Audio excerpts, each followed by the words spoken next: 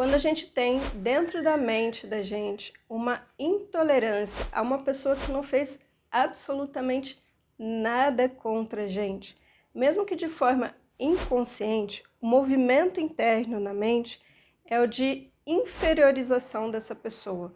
Você olha para ela a partir de uma perspectiva de superioridade e de intolerância. O que acontece é que a própria mente que repudia a pessoa também não gosta da ideia de colocar ela nesse lugar.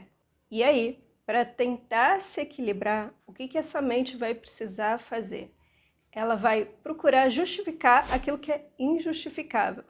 Porque a intolerância, a aversão, ela está dentro de um campo emocional. E existe ali uma mente racional que precisa entender por que isso está acontecendo e tornar aquilo legítimo. Dentro da nossa cultura, você até pode odiar uma pessoa, contanto que você tenha um motivo e que esse motivo seja bastante razoável. Quando a mente faz as contas e percebe, ela cheia das suas categorias, que você não tem um motivo razoável, ela vai automaticamente se categorizar dentro de um conceito que é o que a gente chama de malvado. E de verdade, ninguém gosta de sentir que está do lado negro da força, sabe? Então, para a mente, é quase que uma questão de sobrevivência. Ela vai tentar encontrar, de alguma forma, algum nível de justificativa plausível.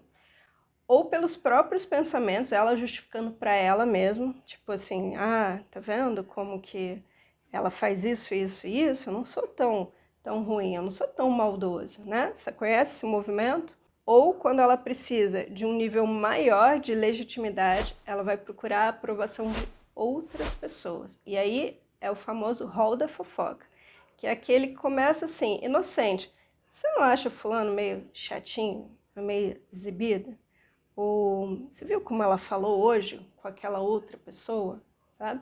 É a busca por uma rede de apoio e aprovação. Sem que você perceba, você vai procurar estrategicamente as pessoas que você acredita que têm a maior possibilidade de te dar a validação para aquele comportamento. Então, nesse caso, a fofoca é praticamente um sintoma do desespero da mente por aprovação. Então, se a mente está procurando por conforto, a solução passa por você gerar desconforto dentro dessa mente. Então, por exemplo, contar para uma pessoa que você admira que você tem esse tipo de comportamento. Isso gera muito desconforto para a mente.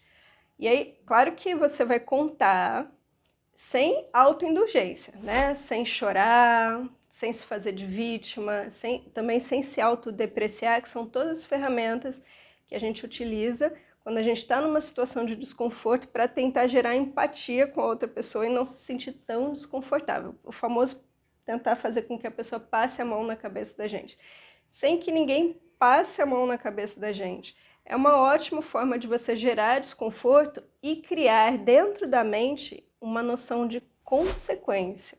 Porque, de verdade, cultivar um comportamento de aversão gera consequência, principalmente quando é apoiado por uma rede de pessoas. Então, eliminar a rede de apoio e gerar consequências para essa mente é parte do processo da solução. A outra parte do processo é entender que essas aversões gratuitas, elas nunca são de verdade gratuitas. Normalmente a gente está falando de projeções, experiências ruins que você teve anteriormente, que possam estar sendo projetadas sobre aquela pessoa.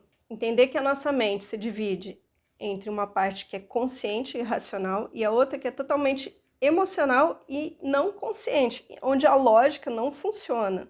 E, portanto, eu não sou culpado pelo surgimento da aversão, embora sim eu seja responsável pelos desdobramentos dessa aversão, né, pela forma como eu vou reagir a essa aversão, e que existem conceitos dentro da minha mente que provocam essa aversão e que muitas vezes não estão disponíveis para mim. Vou contar muito rapidamente o caso de uma aluna minha que tinha uma aversão a uma colega de trabalho, e a aversão dela consistia no fato dela ser gorda. Então a gente fez alguns processos, fizemos meditação e nesse processo vinha para essa minha aluna o conceito de repugnante, de repulsivo. A palavra era repulsivo. E aí, a gente, dando andamento no processo, eu falava assim, mas repulsivo, repulsa é nojo. Do que você tem nojo? O que ela faz que provoca nojo em você? Ela falou assim, nada, a menina é uma lady. E nós empenhadas, investigando, e até que um dia ela chegou para a aula e falou assim, Mari, eu cheguei ao veredito, matei a charada. Eu fiz a meditação lá em casa, veio o repulsivo, eu mergulhei nessa repulsa e de repente, como um clarão, me veio a imagem de uma amiga da minha mãe que era muito gorda e muito gulosa e que enquanto ela comia ela babava no cantinho assim da boca. E aquilo me causava uma repulsa, e aí veio todas aquelas emoções, né, de repulsa que ela tinha, porque aquela situação tinha de alguma forma traumatizado ela. Quando ela olhava para a colega dela comendo, por algum motivo, a projeção da mente dela inconsciente, aí, aquele universo da mente inconsciente, enxergava a amiga da mãe. E aí vinham todas aquelas emoções. E ela sofria porque ela até gostava da menina, mas ela não conseguia lidar com aquela repulsa. É muito importante a gente entender esse processo dentro da mente. A gente não tomar isso como normal, porque não é normal você ter aversão a uma pessoa que não fez nada para você. A pessoa que sente aversão, ela sofre, de verdade. Todo mundo merece ser feliz. Se a gente sabe que o nosso problema emocional tem uma solução, por que não ir atrás? Para que ficar sofrendo? Olá! Você está curtindo Veda Wisdom? Se você gosta do nosso conteúdo, compartilhe com os amigos e siga-nos nas redes sociais.